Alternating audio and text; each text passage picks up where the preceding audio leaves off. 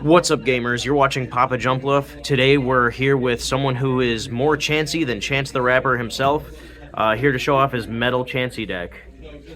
Hello everyone. So the kind of namesake of the deck are the four of base set Chansey. So the kind of important part about these is their last attack, which is Double Edge, which for 4 of any energy you deal 80 and 80 back to itself. So to sort of heal from that damage, we play 3 of the Near Revelation Blissy, and this Blissy has a Pokemon power that when you play from your hand, you get to flip a coin, and if and on a tails, you will heal 4 damage counters, and on a heads, you'll deal 8 damage counters, and also has a pretty good attack that deals 30. So if you attach a metal, you're able to deal with Mime, as well as and also paralyzing. So that's sort of the main attacker of the deck.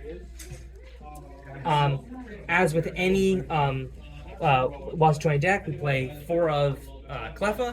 Lets you shuffle your hand to your deck and redraw 7 cards, perfect for kind of refilling your hand. It's also just great for sort of stalling out, because this deck also often tries to stall out games, so being able to have 4 babies is always a great thing to have. The next sort of crucial sort of support Pokemon are the 3 of Sentrets, and then their evolution, more importantly, the Furrets.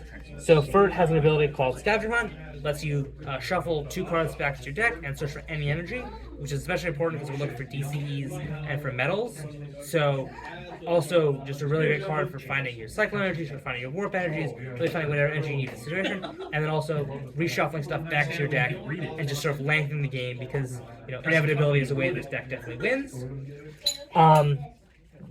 The last sort of setup is the 3 of Eevee evolving into ESPEON. And ESPEON's great because with the retro energies, which I'll show in a little bit, you're able to devolve your Blissy. So after you heal the Blissy, devolve it, and then re-attack with the Chansey, as well as just doing sort of warp rotation to heal from status effects, which is great against Sleep Stall. So that is all of the Pokemon. Next, we will go on to the trainers. So, sort of going with the healing theme, we play 2 of Healing Field, which once during your turn or your opponent's turn, the active player gets to flip a coin, and on heads, they have to heal 2 damage counters.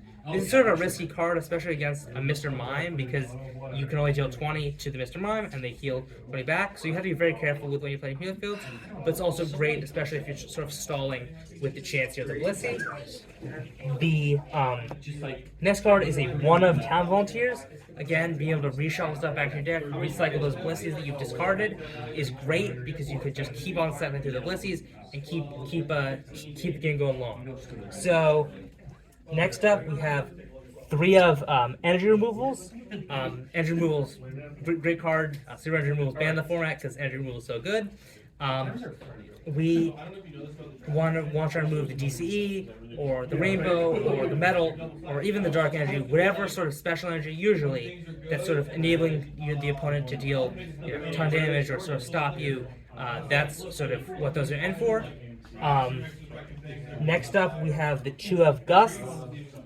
If we didn't have to play only 20 trainers, I'd probably play more, but 2 Gusts are pretty great, especially if you have something that you want to strand the active, so you want to strand Onyx, strand a Steelix, something like that, in the active, or even just sort of removing a baby for a turn, or bringing in a baby, whatever you want to sort of change around what's happening.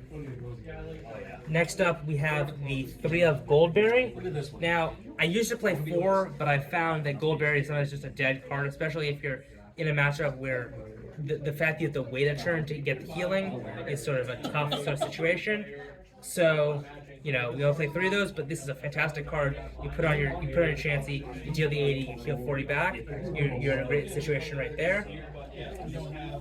Next up, we have the 2 of Pokemon Trader. We play a lot of support lines, and we want to sort of be able to exchange them pretty easily. So, 2 Pokemon Traders allows you to sort of get the exact sort of card you need. You might need a Blissey, you might need Eevee, and you can get that and get all set up. So that's sort of the reason there. Next up, we have 2 Pokemon fan clubs. Once again, sort of searching for, the basics you need. So that could be more Chanseys, that could be Clea, that could be, the Sentret you need. But, the fan club also allows you to kind of be less worried about keeping hands that are just a fan club and one basic, because you can go get those on your first turn if you're going first. So that's pretty great. Next up, we have 2 item finders. So item finder, great card, especially for bringing back your town volunteers or anything else that you're sort of playing only 1 or 2 of. Also, just we try to play a lot less discard than other decks, because we want to be able to sort of lengthen the game and not go through much of our deck. But we play the two item finders to be able to bring back usually the Copycats, I'll show right now. So we play 3 Copycats, and we don't play any Oaks, because we want to make sure that we're able to just keep recycling and only discard when we want to discard. So Copycats are a great way to lengthen the game, and combined with the Furrets and the Clefas, we really are only discarding when we want to discard. So that's kind of great. The last part of the deck are the energy cards. So the first part of the deck are 3 warp energies. So warp energies are colorless, and when you attach, it rotates your active back to your bench. So this is pretty great, especially if you have the Blissys stuck in active, or if you just want to heal from a stats effect. Playing 3 warps is really helpful in that regard. The sort of secret sauce of this deck are the 2 retro energies, which allow you to with ESPEON, attach, heal 2 damage counters from your Blissy, and then devolve your Blissy. So now you have to discard the Blissy, but you are able to heal 2 damage counters and then attack immediately for the with the double edge. So that's a super kind of cool interaction, because our deck really doesn't care that it's price colorless. It's also just sort of a useful energy in general. We then have 2 cycle energies. Now, we're only able to play 2 gusts of wind, but usually this is, an okay thing to put in there, because this allows us to swap out. So that's always pretty nice. We then have 3 psychic type energies, and the psychic type energies are basically just for being able to attack with ESPEON when we have to. I usually play more when I was playing Mewtwo, but currently I think 3 psychic is probably good. If I was splashing a different type of Pokemon, I would probably splash that in rainbows, but currently it's just 3 psychics. Next up, we have sort of the other namesake of the deck, that being the 4 of metal energies. And the interaction with Chansey is that when you attack with Chansey, because Metal Energy reduces the damage dealt by a non-metal type Pokemon, the Chansey with one metal, the Chansey only takes 60 to itself and deals 70 outwards, and that kind of keeps going down. So you can either deal 60 out, 40 in, stuff like that. So that's definitely a really good interaction there. And then obviously we're trying to attack with something that has a pretty high energy cost. So you play 4 of double colorless energy, and this is really great because we can search that with our Furret and sort of ramp up our Chansey and attack immediately with the Chansey.